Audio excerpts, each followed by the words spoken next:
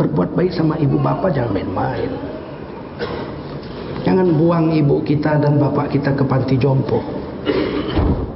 Di medsos saya lihat kemarin dikirim ke saya, ada seorang perempuan yang menjual ibunya. Nggak ada gunanya ibu ini katanya. Udah stroke, nggak bisa bangun dari tempat tidur, mau dijualnya ibunya. Jangan, itu tiket masuk surga. Kalau kita sia-siakan bapak ibu kita.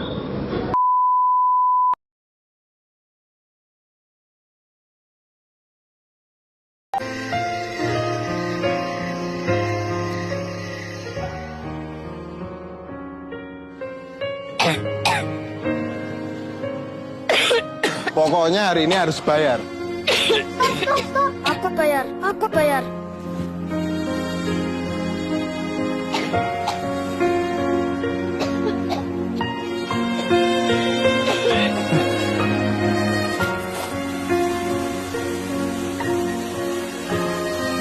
Kamu memang anak yang baik, Damar.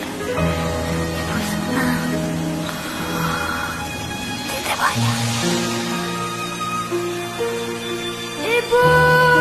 Dalam kondisi apapun, ayah selalu berhasil membuatku tenang. Ada sesuatu yang tak bisa kita bayar dengan uang. Tak bisa dibayar dengan uang. Yang bisa merasakan ini orang yang orang tuanya sudah meninggal. Yang masih hidup tak bisa. Lam ya'rif man lam yadhuq. Yang tak pernah merasakannya tak bisa menceritakannya. Karena tak bisa dirasakan. Setelah orang tua itu tak ada, barulah kita rasa dunia ini hampa, tak ada gunanya. Duit itu tak ada gunanya, mobil itu tak ada gunanya, rumah itu tak ada gunanya, apapun tak ada gunanya. Waktu dapat saya gelar doktor dari Sudan, pulang saya ke rumah, tak ada gunanya. Tak bisa lagi diceritakan. Dulu apapun yang dapat diceritakan, mak, aku dapat sorban dari, mak, aku dapat peci. Setelah pulang tadi, pulang dari Brunei dapat gelar visiting profesor di Universitas Islam Sultan Syarif Ali. Tak ada gunanya, hampa. Paling-paling ditulis di baleho aja, profesor, doktor. Untuk menunjukkan bahwa kita bukan ustaz kaleng-kaleng. Nanti setelah dia tidak ada, barulah kau cari mana kain yang pernah dia pakai dulu, mana sajadah yang dulu dia pakai waktu sholat, di mana dia dulu sering duduk. Bekas tempat duduknya aja pun bisa menghilangkan rindu. Bekas tempat duduk. Tempat dia duduk dulu, tempat dia duduk makan kacang sambil minum teh, duduk kau di situ bisa menghilangkan rindu. Quran yang dia baca dulu lengkap dengan rehalnya. Bangun kau tengah malam, kau bentang sajadah, duduk kau di situ, kau buka Quran yang dia baca dulu, hilang rindu. Tapi setelah dia tak ada, makanya mumpung dia masih ada, ciumlah tangannya, peluklah badannya. Ridha Allah tergantung pada ridha orang tua. Satu hari Nabi Musa berdoa. Nabi Musa bisa bicara-bicara dengan Allah, langsung dijawab. Ya Allah, siapa kawanku di surga? Beliau bertanya, sahibi fil jannah. Siapa sahabat dekatku di surga? Allah jawab, di satu kampung, di kampung sana ada seorang laki-laki tukang jual daging di pasar. Itulah sahabat karibmu di surga, salah satunya. Penasaran Nabi Musa, oh, kawan saya kok bukan orang alim, bukan ulama, tapi tukang jual daging. Datang Nabi Musa ke sana, dilihatin anak muda itu memikul daging pakai bakul besar di punggungnya. Sampai di pasar, bakulnya diletakkan, kemudian dia keluarkan dari bakulnya itu daging-daging yang akan dia jual. Sambil jualan sebentar-bentar, bakulnya itu dilihat, tutup lagi, jualan lagi, dibuka lagi. Nabi Musa heran, kok ini anak muda kok senyum-senyum sama bakul sih. Setelah selesai jualan, daging itu tidak habis dijual, ada sebagian kecil dibawa pulang. Orang mau beli pun dia nggak mau jual, ini untuk saya. Dia pulang, dia pikul itu bakul. Nabi Musa ikut. Nabi Musa tanya, aku boleh ikut kamu nggak? Boleh, boleh. saya mau ke rumahmu. Boleh. Saya orang luar kota. Iya, ke rumah saya. Ini tukang jual daging nggak tahu kalau itu Nabi Musa. Kan belum ada medsos. Belum kenal. Sama-sama yang nusuk Miranto tuh nggak kenal sama Miranto. Dia nggak kenal. Jadi sampai di rumah, silakan masuk. Nah, laki-laki ini bilang, sebentar ya, saya mau berkhidmat dulu, saya mau kerja dulu. Oh iya. Maka Nabi Musa lihat anak laki-laki ini meletakkan bakul, kemudian membuka tutupnya dari bambu-bambu lah kalau di sini ya, mengeluarkan seorang ibu yang sudah kurus tua renta dari dalam bakul itu. Banyak ada ibunya di bakul itu. Dikeluarkan, diletakkan tempat tidur, kemudian dia masak daging, masak roti, kemudian ibunya itu disuapin. Dagingnya itu dimamah dulu, ibunya udah nggak punya gigi, baru disuapkan ke ibunya. Sambil senyum-senyum, ketawa-ketawa, seneng, kasih minum. Habis itu ibunya mengangkat tangan berdoa, Allahumma ja'al ibni jalisa Musa fil jannah. Terdiam Nabi Musa dengar doa itu. Ya Allah, jadikanlah anakku ini di akhirat nanti di surga duduk bersama-sama dengan Nabi Musa alaihissalam. Nabi Musa pikir ini gara-gara doa ibunya lah. Maka Allah katakan bakal jadi sahabat dekat Nabi Musa di surga. Ini berbuat baik sama ibu bapak jangan main-main. Jangan buang ibu kita dan bapak kita ke panti jompo. Di medsos saya lihat kemarin dikirim ke saya, ada seorang perempuan yang menjual ibunya. Nggak ada gunanya ibu ini katanya. Udah stroke, nggak bisa bangun dari tempat tidur, mau dijualnya ibunya. Jangan, itu tiket masuk surga. Kalau kita sia-siakan bapak ibu kita, sama dengan membakar tiket ke surga. Bayangkan bagaimana susahnya orang tua itu merawat kamu. Minimal ibu kamu aja. Bawa-bawa kamu itu 9 bulan mengandung. Hamalatmu ummu wahnan ala wahnin. Ibumu bersabar kepada kamu dalam 9 bulan. Kamu tidak bisa bersabar dalam 9 menit. Kamu siapa? Dibawa-bawa itu kemana-mana.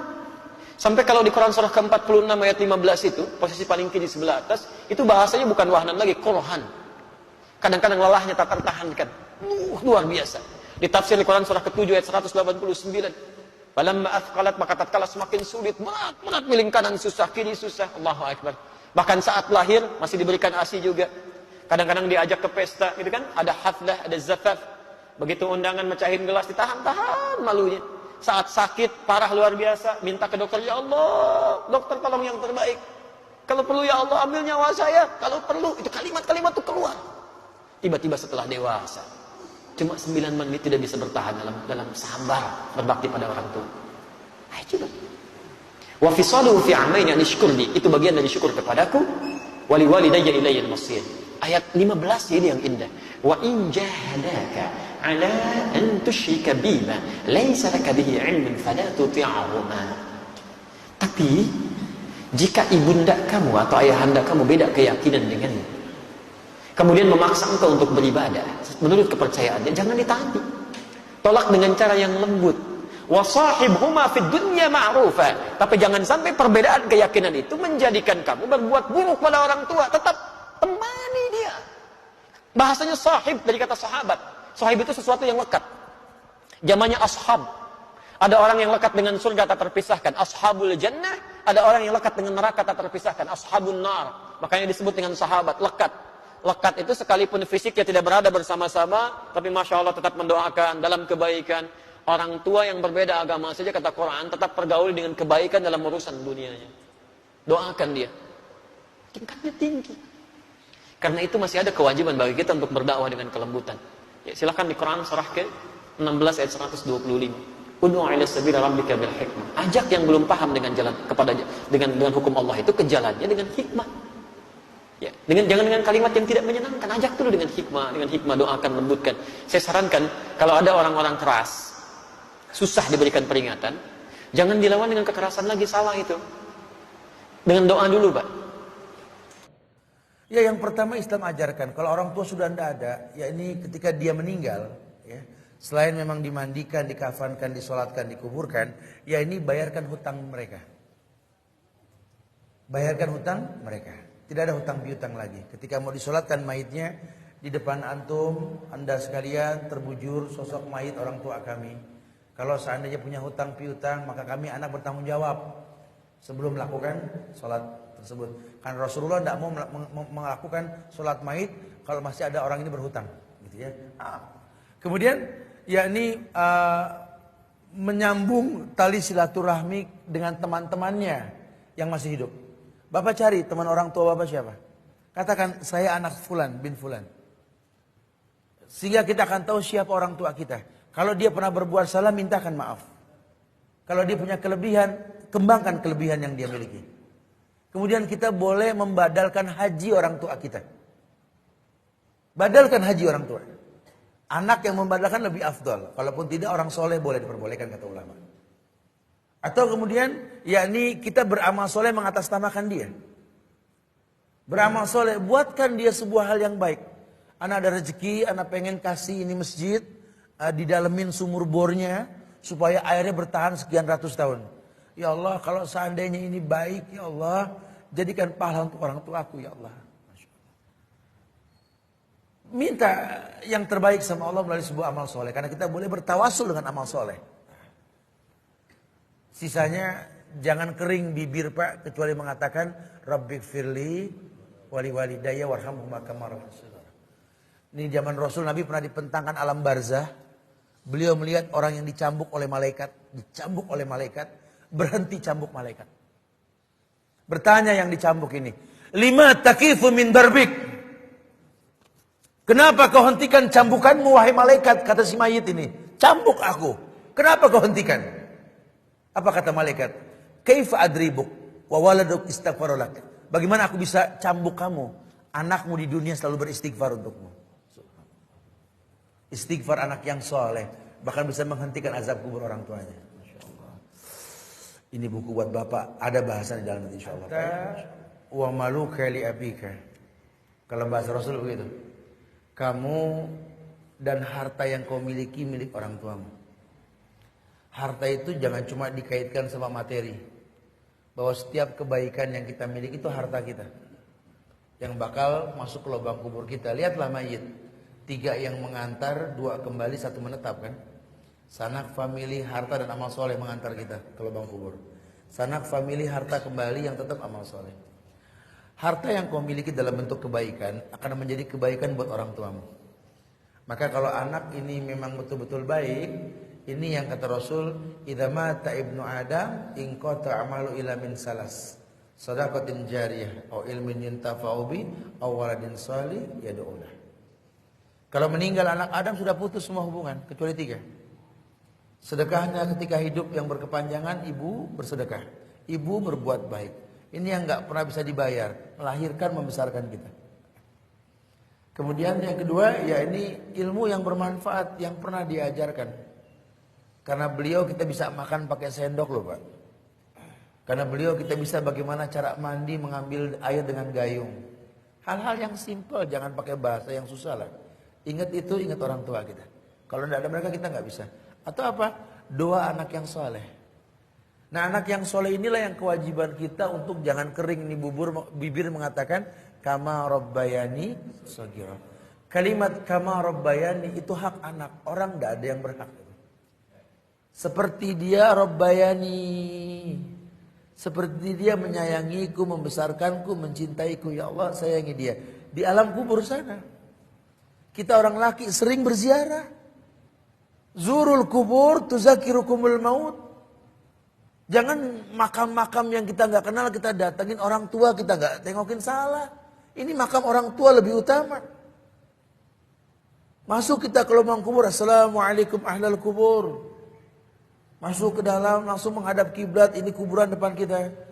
Rabbighfirli wali walidayya warhamhuma kama rabbayani shaghira. Allahumma ighfir laha warhamha wa'afiha wa'fu anha waj'al kubraha radatan min riyadin, dan seterusnya. Ini 2 anak yang soleh yang sampai ke lubang kubur yang tadi saya katakan, bahkan malaikat pun menghentikan cambukannya ketika ada 2 anak di atas dunia sampai ke lubang kubur orang. Wallahu a'lam. Antum